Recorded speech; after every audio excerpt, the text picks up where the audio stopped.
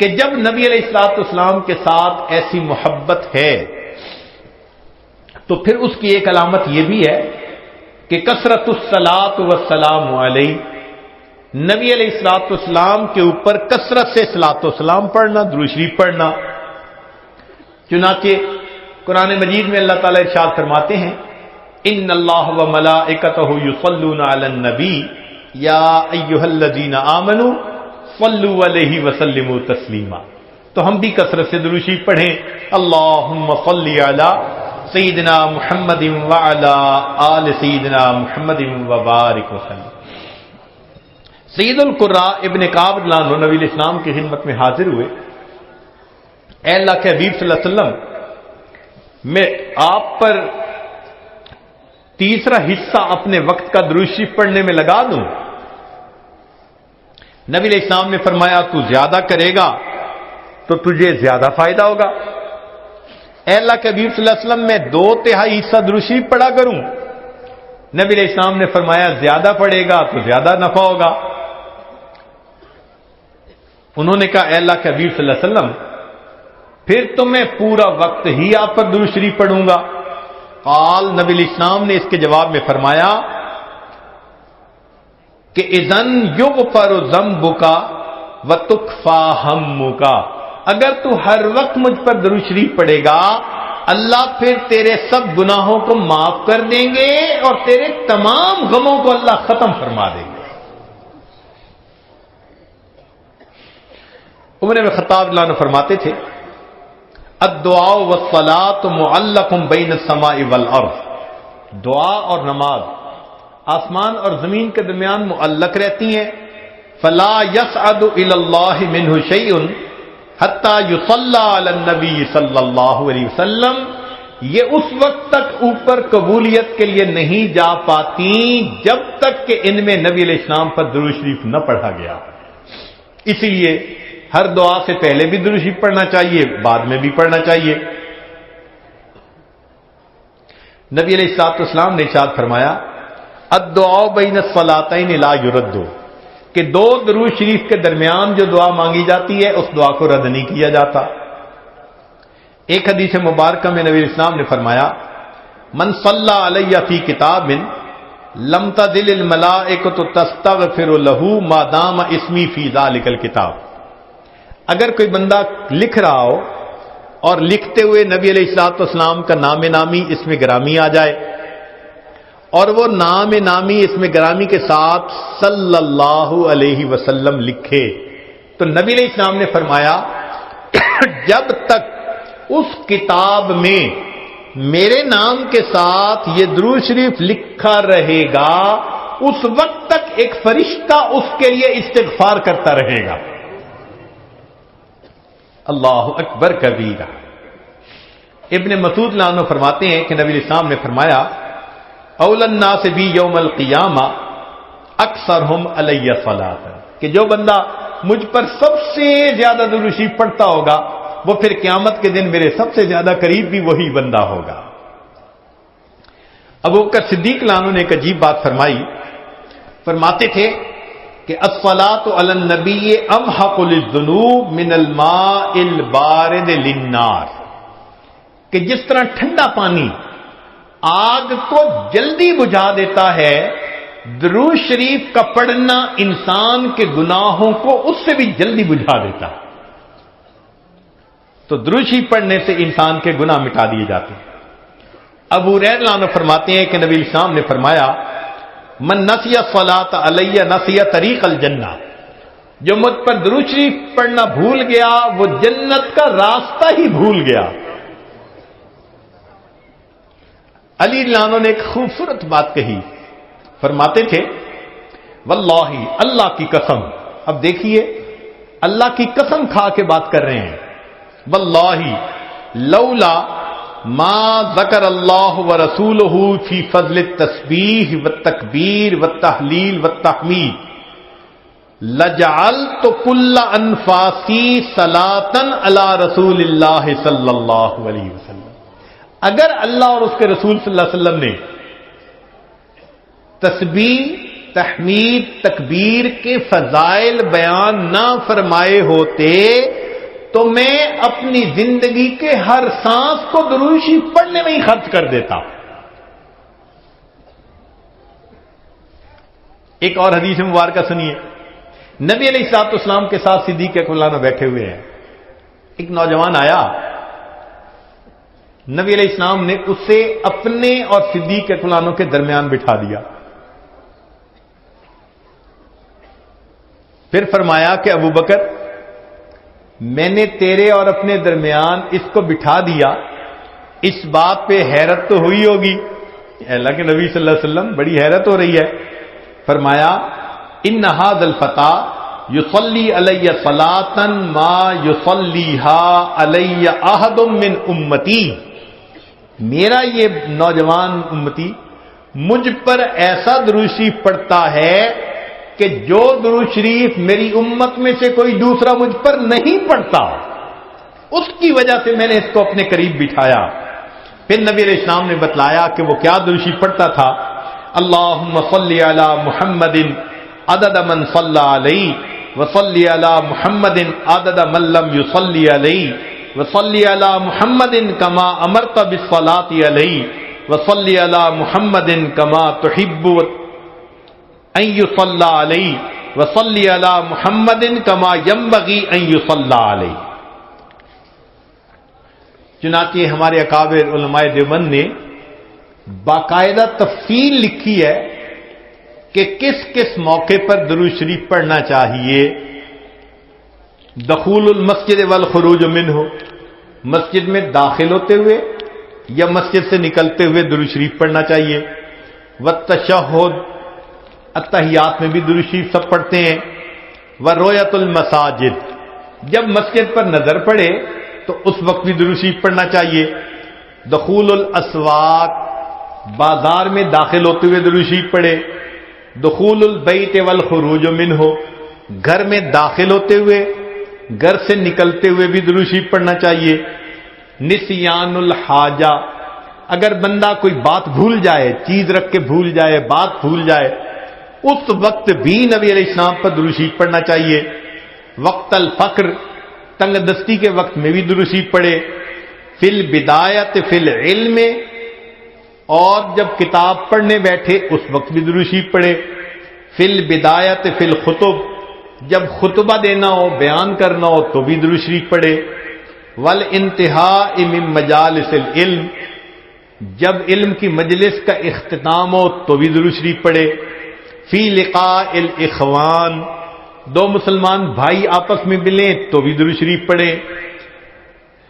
فی موادعتہم و مفارقتہم, پھر مدارستاً حدیث نبوی, نبی علیہ السلام کی حدیث مبارکہ جو پڑھائی جائے تو اس وقت بھی درود شریف پڑھے.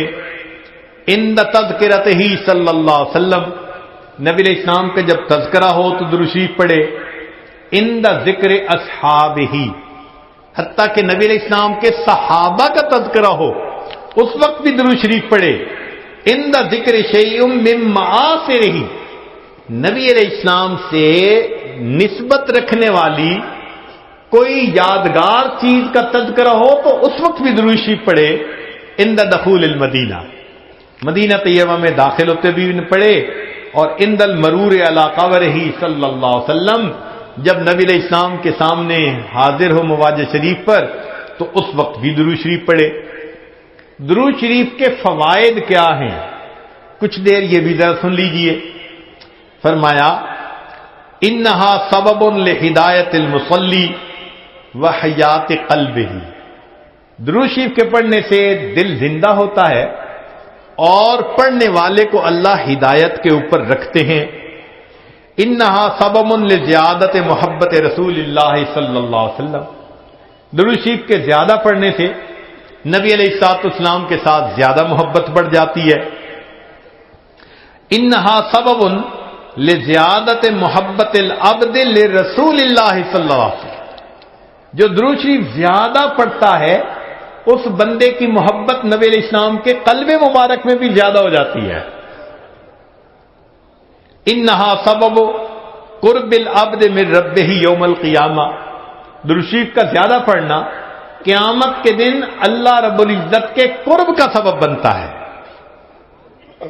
انہا اداء لشیء من حقہ صلی اللہ علیہ وسلم، نبی علیہ الصلوۃ والسلام کے جو احسانات ہیں، درود شریف کا زیادہ پڑھنا گویا ان احسانات کا بدلہ چکانے والی بات ہے۔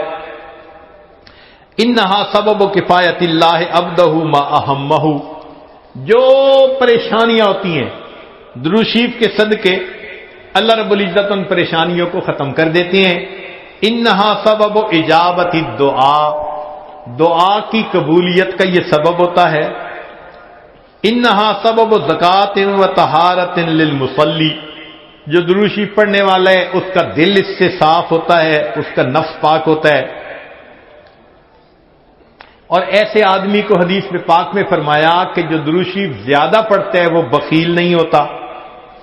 پھر جو درود شریف زیادہ پڑھتا ہے وہ قیامت کے دن کی حسرت سے بچ جاتا ہے، اور جو درود شریف زیادہ پڑھتا ہے ملائے اعلیٰ میں اس بندے کی تعریفیں بہت ہوتی ہیں، اور اس کے عمر میں اس کے وقت میں اللہ برکتیں عطا فرما دیتے ہیں۔ اور انہا سبب لتثبیت قدم العبد علی الصراط، جو بندہ درود شریف زیادہ پڑھتا ہے قیامت کے دن پل صراط سے گزرتے ہوئے اس کے پاؤں اتنے مضبوط ہوں گے، درود شریف زیادہ پڑھا ہوگا۔ اور ایک اور بات، انہا سبب لثقل کفۃ المیزان، کہ یہ درود شریف میزان کے پلڑے کے بھاری ہونے کا سبب بن جائے گا۔ اب اس بارے میں ایک حدیث مبارکہ ہے، وہ ذرا سن لیجئے کہ درود شریف کا قیامت کے دن کیا سبحان اللہ کیا شان ہوگی۔ ایک حدیث مبارکہ علامہ جلال الدین سیوطی رحمۃ اللہ علیہ نے التذکرہ میں اس کو ذکر کیا ہے، اور ابن ابی دنیا اور نمیری نے اس کو الاعلام کتاب میں ذکر کیا ہے۔ فرماتے ہیں کہ عبداللہ رضی اللہ عنہ ایک صحابی اس کے راوی ہیں کہ نبی علیہ السلام نے ارشاد فرمایا، ان لآدم علیہ السلام من اللہ عز وجل موقفا فی فصح من العرش، قیامت کے دن آدم علیہ السلام کو اللہ تعالیٰ عرش کے سامنے ایک ایسی جگہ عطا فرمائیں گے، علیہ ثوبان اخضران، ان پر دو سبز کپڑے ہوں گے، یعنی سمجھیں تہبند بھی سبز اور کرتا بھی سبز، کأنہ نخلۃ صحوق، جیسے شاخیں کٹی ہوں نا تو سیدھا کھجور کا درخت ہوتا ہے، اس طرح آدم علیہ السلام کا اونچا لمبا قد مبارک ہوگا۔ ينظر الى من ينطلق به من والده الى الجنہ ومن ينطلق به الى النار، اونچے قد کی وجہ سے آدم علیہ السلام دیکھ رہے ہوں گے کہ ان کی اولاد میں سے کس کو جنت لے جایا جا رہا ہے اور کس کو جہنم لے جایا جا رہا ہے۔ فبین آدم علی ذلک، آدم علیہ السلام اس حال میں ہوں گے، اذ نظر الی رجل من امت محمد صلی اللہ علیہ وسلم، کہ وہ نبی علیہ السلام کی امت میں سے ایک بندے کو دیکھیں گے، ينطلق به الی النار، کہ اس کو فرشتے گھسیٹ کر جہنم کی طرف لے کے جا رہے ہوں گے۔ فینادی آدم علیہ السلام، تو آدم علیہ السلام پکاریں گے، یا احمد یا احمد، نبی علیہ السلام کا نام پکاریں گے، آپ صلی اللہ علیہ وسلم کا نام محمد بھی اور آپ صلی اللہ علیہ وسلم کا نام احمد بھی، اسمہ احمد، تو آدم علیہ السلام نبی علیہ السلام کا نام پکاریں گے، یا احمد یا احمد، فیقول علیہ الصلوۃ والسلام، اس نام کو سن کر نبی علیہ الصلوۃ والسلام جواب میں کہیں گے، لبیک یا ابا البشر، اے بشر کے والد، لبیک میں حاضر ہوں۔ فیقول، وہ بتلائیں گے، ھذا رجل من امتی کا، یہ آپ کی امت کا ایک بندہ ہے، ينطلق به الی النار، اس کو جہنم کی طرف لے جایا جا رہا ہے۔ قال صلی اللہ علیہ وسلم، نبی علیہ السلام نے فرمایا، فاشد المئزرہ، میں اپنی چادر کو کس کے باندھ لوں گا۔ یہ عربوں میں ایک مقولہ تھا، جب انہیں کسی اہم کام کے لیے اٹھنا ہوتا تھا نا تو کہتے تھے جی ذرا چادر کو کس کے باندھو چلو، تو نبی علیہ السلام فرماتے ہیں میں اپنی چادر کو کس کے باندھ لوں گا، وَأَسْرَعُ فِي أَثَرِ الْمَلَائِكَةِ، اور میں تیزی سے چلوں گا ان فرشتوں کے پیچھے جو میرے امتی کو جہنم لے کے جا رہے ہوں گے. فَأَقُولُ، اور میں یہ کہوں گا، یا رسول ربی، اے میرے رب کے نمائندو، کفو، رک جاؤ. فَيَقُولُونَ، وہ آگے سے جواب دیں گے، نحن الغضال الشداد، ہم بڑے قوی اور سخت گیر ہیں. لا نعصی اللہ تعالی ما امرنا، جو اللہ حکم دیتا ہے ہم اس کی نافرمانی نہیں کرتے. ونفعل ما نؤمر، اور ہم وہ کرتے ہیں جس کا ہمیں حکم ملتا ہے. فاذا آیس النبی صلی اللہ علیہ وسلم، جب اللہ کے نبی صلی اللہ علیہ وسلم ان سے مایوس ہو جائیں گے کہ میرے کہنے کے باوجود یہ فرشتے جا رہے ہیں لے کے جہنم کی طرف، رک نہیں رہے، تو نبی علیہ السلام فرماتے ہیں، قبض علی لحیتہ بیدہ الیسری واستقبل العرش بوجہہ. نبی علیہ السلام اپنے بائیں ہاتھ سے اپنی ریش مبارک کو پکڑیں گے اور اپنے چہرے انور کو آسمان کی طرف کر کے دیکھیں گے، عرش کی طرف کر کے دیکھیں گے. عربوں میں یہ ایک طریقہ تھا کہ جب کسی سے معافی مانگنی ہوتی، منانا ہوتا، تو عاجزی کا طریقہ تھا کہ داڑھی پہ ہاتھ رکھ کے بڑی لجاجت کے ساتھ اس کی طرف محبت سے دیکھتے تھے، فریاد کرتے تھے، بھئی ہم پہ رحم کھا لو. نبی علیہ السلام جب فرشتوں کو دیکھیں گے کہ وہ رک نہیں رہے، میری امتی کو لے کے جہنم میں جا رہے ہیں، آقا صلی اللہ علیہ وسلم فرماتے ہیں، میں اپنی بایاں ہاتھ اپنی ریش کے اوپر رکھوں گا اور میں آسمان عرش کی طرف اپنے چہرے انور کے ساتھ دیکھوں گا. پھر نبی علیہ السلام فیقول فرمائیں گے، یا ربی قد وعدتنی اللہ تخزینی فی امتی. اے اللہ، آپ نے وعدہ نہیں فرمایا تھا میری امت کے معاملے میں آپ مجھے رسوا نہیں فرمائیں گے.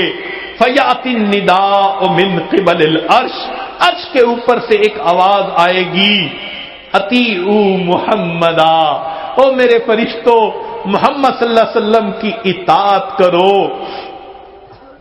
وردوا ھذا العبد الی المقام، اور اس بندے کو واپس جہاں سے لائے تھے میزان کے قریب وہیں جا کر چھوڑ کر آؤ.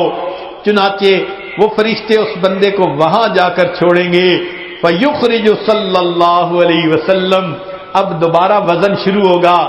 نبی علیہ السلام ایک چھوٹا سا کاغذ کا پرزہ، بطاقتن، کاغذ کا پرزہ نکالیں گے، بیضاء، سفید ہوگا، کل ان ملتے، جیسے انگلی کا پورا ہوتا ہے اس کے برابر ہوگا. فیلقیھا فی کفۃ المیزان الیمنی، اس کاغذ کے ٹکڑے کو نبی علیہ السلام نیکیوں کے پلڑے میں ڈال دیں گے. وہو یقول بسم اللہ، اور نبی علیہ السلام ڈالتے ہوئے بسم اللہ فرمائیں گے. فترجع الحسنات علی السیئات، نیکیوں کا پلڑا بھاری ہو جائے گا، گناہوں کا پلڑا ہلکا ہو جائے گا. فینادی المنادی، ندا دے گا وہ ندا دینے والا، سوئدہ و سوئدہ جدہ، یہ بندہ، اس کے اجداد سعید بن گئے، اس کی نیکیاں زیادہ ہو گئیں. وثقلت موازینہ، انطلقوا بہ الی الجنہ، اب اس کو جنت لے کر جاؤ. فیقول یا رسول ربی، جب جنت لے جانے لگیں گے تب وہ بندہ کہے گا، اے میرے رب کے نمائندو فرشتوں، کیفو، ذرا رک جاؤ، حتی اسأل ھذا العبد الکریم علی ربہ، حتیٰ کہ میں اس کریم بندے سے ذرا معلوم تو کر لوں.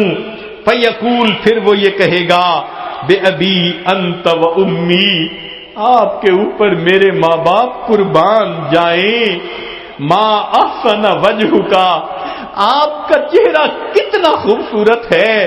وَأَحْسَنَ خَلْقُكَ، آپ کی پرسنالٹی، شخصیت کتنی پیاری ہے.